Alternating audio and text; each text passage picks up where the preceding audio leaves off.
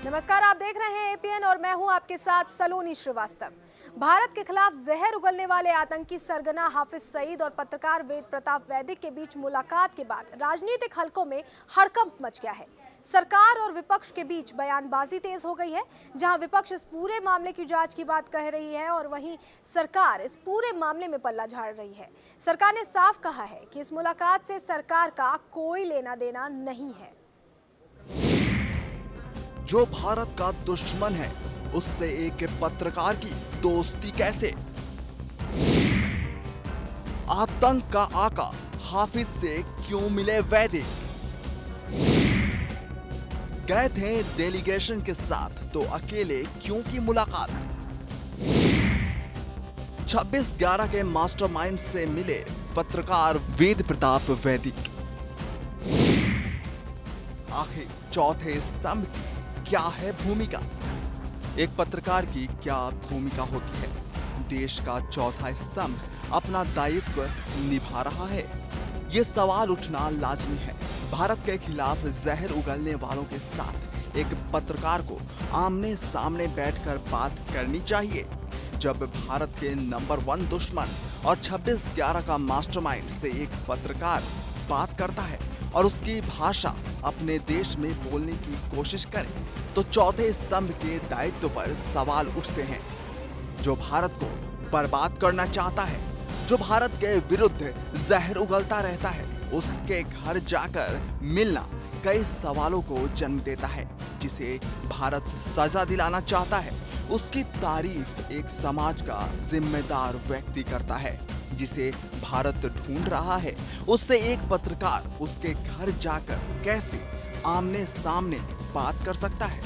जी हां, हम बात कर रहे हैं पत्रकार वेद प्रताप वैदिक, जिन्होंने आतंक के आका हाफिज सईद से पाकिस्तान में उसके घर पर मुलाकात की है।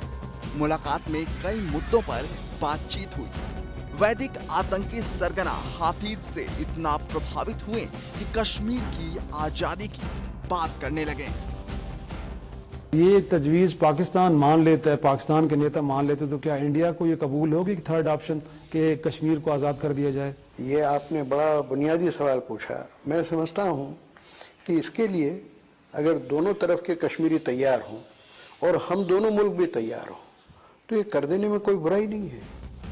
वैदिक के कश्मीर पर दिए गए बयान के बाद देश की सियासत में भूचाल आ गया है।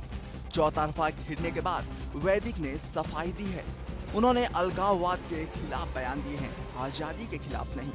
कांग्रेस उपाध्यक्ष राहुल गांधी ने हाफिज वैदिक की मुलाकात पर केंद्र सरकार से जवाब मांगा है। राहुल ने वैदिक को आरएसएस का आदमी करार दिया है।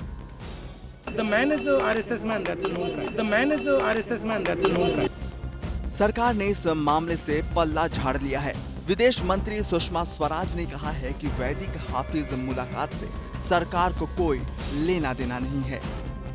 ये शुद्ध रूप से उनकी निजी यात्रा और व्यक्तिगत मुलाकात थी और यहाँ इस तरह के आरोप लगाना कि वो किसी के दूत बनकर गए थे, वो किसी के चेले हैं या भारत सरकार ने इस भेंट को निर्धारित करवाया था या उनको मिलने में मदद की थी, ये पूरी तरह से असत्य और निराधार तो है ही, बहुत दुर्भाग्यपूर्ण भी है। मैं आपके माध्यम से कहना चाहती हूँ, भारत सरकार का इससे कोई वास्ता नहीं है, ये पुनः दोहराना चाहती है। जब वैदिक डेलीगेशन के साथ गए थे तो पाकिस्तान में क्यों रुके?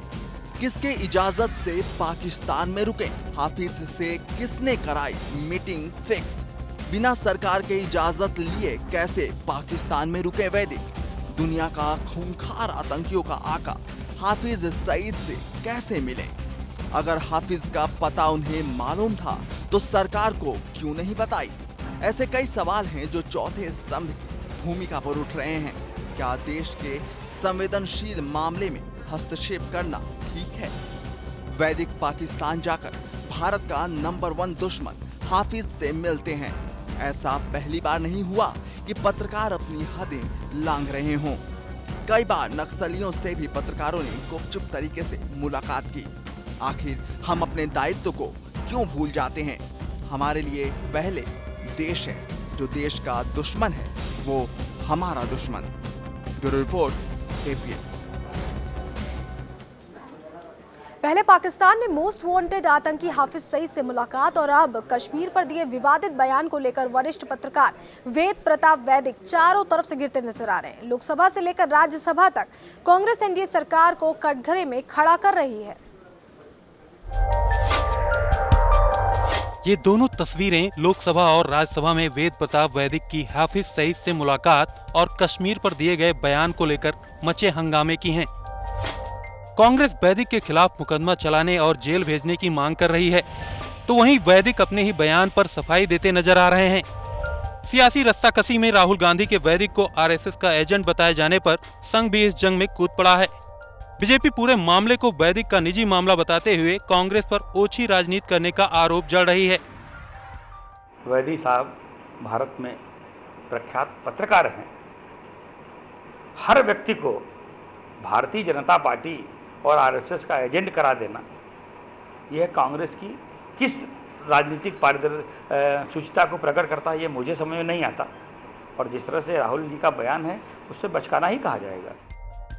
अब तक सियासी मोर्चे पर बीजेपी के तीखे हमलों का शिकार होती रही कांग्रेस को बैठे बिठाए एक मुद्दा मिल गया है। बीजेपी को घेरने का ये मौका इतनी आसानी से छोड़ना नहीं चाहती है। राहुल जी ने जो ये कहा है कि वो आरएसएस का आदमी है, इसमें कोई प्रमाण खोजने की आवश्यकता नहीं। वो हर मंच पर स्वामी रामदेव के साथ बाकायदे भारतीय जनता पार्टी का प्रचार करता देखा गया है। ऐसी स्थिति में उसके खिलाफ देशद्रोह का मुकदमा करके कार्रवाई की जानी चाहिए।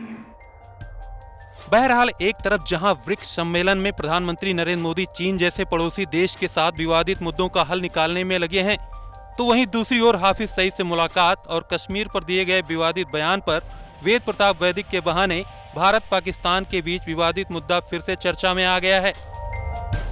इस मसले पर सियासी उबाल फिलहाल थमता नजर नहीं आ रहा है। लखनऊ से राधेश्याम दीक्षित की रिपोर्ट, एपीएन। ऐसा पहली बार नहीं हुआ है कि कश्मीर का मुद्दा उठा हो। कश्मीर की आजादी की बात पहले भी कही जाती रही है। इससे पहले भी आम आदमी पार्टी के नेता प्रशांत भूषण कश्मीर में जनमत संग्रह और सेना की तैनाती हटाने की मांग कर आग में घी डालने का काम कर चुके हैं, जिसका पुरजोर विरोध भी किया गया था। ऐसा पहली बार नहीं है जब एक पत्रकार एक आतंक के आका से मुलाकात करता है और कश्मीर का राग अलापता हो। इससे पहले भी जाने माने वकील और आम आदमी पार्टी के नेता प्रशांत भूषण ने कश्मीर पर विवादित बयान दिया था। प्रशांत भूषण ने कश्मीर से सेना हटाने, जनमत संग्रह कराने की मांग कर राजनीति में भूचाल ला दिया था। इस बयान के बाद पूरे देश में बवाल मच गया था। उन्होंने कश्मीर में सेना की तैनाती को कश्मीरियों के मानवाधिकारों का हनन बताते हुए वहां के लोगों की इच्छा का सम्मान होने की बात कही थी। आर्मी को वहां से हटाना चाहिए, armed forces special powers act को खत्म करना चाहिए और कोशिश ये करनी चाहिए कि वहां की जनता हमारे साथ आए। अगर उसके बाद भी हमारे साथ नहीं है, अगर वो जनता वहाँ की ये चाहती है कि भाई हम अलग होना चाहते हैं, तो मेरी राय ये है कि वहाँ पर प्लेबिसाइट कराकर अगर वो अलग होना चाहते हैं तो उनको अलग होने देना चाहिए। प्रशांत भूषण के विवादित बयान के बाद हिंदू संगठन ने विरोध किया था।